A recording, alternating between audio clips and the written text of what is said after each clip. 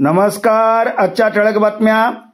अखंड हरिनाम सप्ताह श्री त्रिकुटेश्वर हेमाडपंती महादेव मंदिर, तृतीय वर्धापन दिन सोहळा, ज्ञानेश्वरी पारायण, तुळशी रामायण कथा, मौजे सातेगाव, तालुका नायगाव, जिल्हा नांदेड.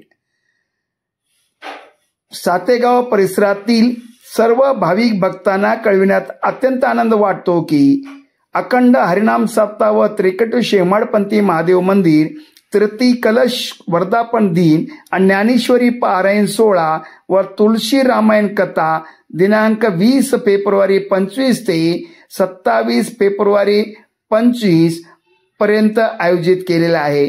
तरी भाविक भक्तांनी या सोहळ्यामध्ये व तुळशी रामायण कथेमध्ये आणि कीर्तनाचा आवश्यक लाभ घ्यावा.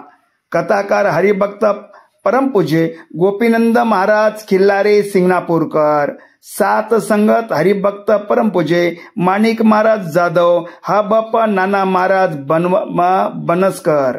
सप्ताहातील दैनंदिन कार्यक्रम पुढील प्रमाणे: पहाटे 4 ते 6 काकडा भजन, सकाळी 6 ते 10 ज्ञानेश्वरी पारायण, 11 ते 12 गाथा भजन, दुपारी 12 ते 2 भोजन व विश्रांती, तुळशी रामायण कथा दुपारी 2 ते 5, सायंकाळी 5 ते 7 हरिपाठ, रात्री 9 ते 11 कीर्तन.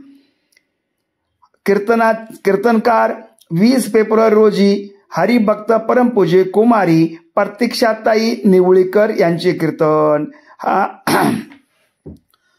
21 फेब्रुवारी रोजी हबाप अनिल महाराज जगनाळकर, 22 फेब्रुवारी रोजी हबाप विठ्ठल महाराज बेलसरकर विनोदाचार्य, 23 फेब्रुवारी रोजी हबाप प्रभाकर महाराज पुयड आम्ही वारकरी परिवार सेवाभावी संस्थेचे सहसचिव यांचे कीर्तन होईल. 24 फेब्रुवारी रोजी हा बाप्पा श्याम सुंदर महाराज आष्टी बाल योगी यांचे कीर्तन. 25 फेब्रुवारी रोजी हा बाप्पा गणेश महाराज गल्लांडे आळंदी देवाची. 26 फेब्रुवारी रोजी हा बाप्पा कृष्णा महाराज आळंदी देवाचे बाल कीर्तनकार.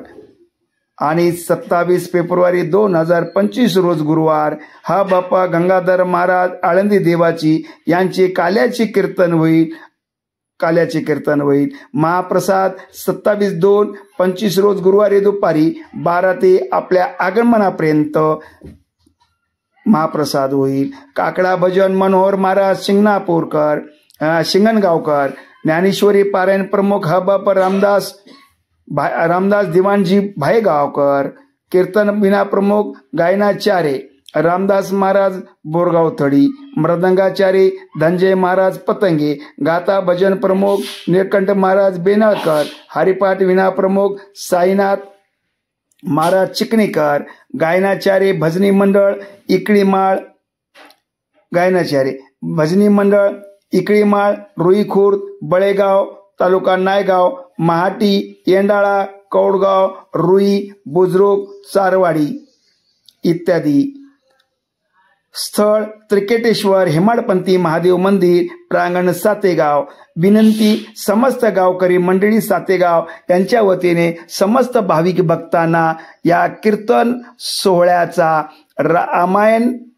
तुळशी रामायणाचा लाभ घेण्यासाठी सर्व पंचक्रोशीतील भाविक भक्तांनी या कीर्तन श्रवणामध्ये आवश्यक लाभ घ्यावा अशी विनंती सातेगाव तालुका नायगाव च्या वतीने करण्यात येत आहे.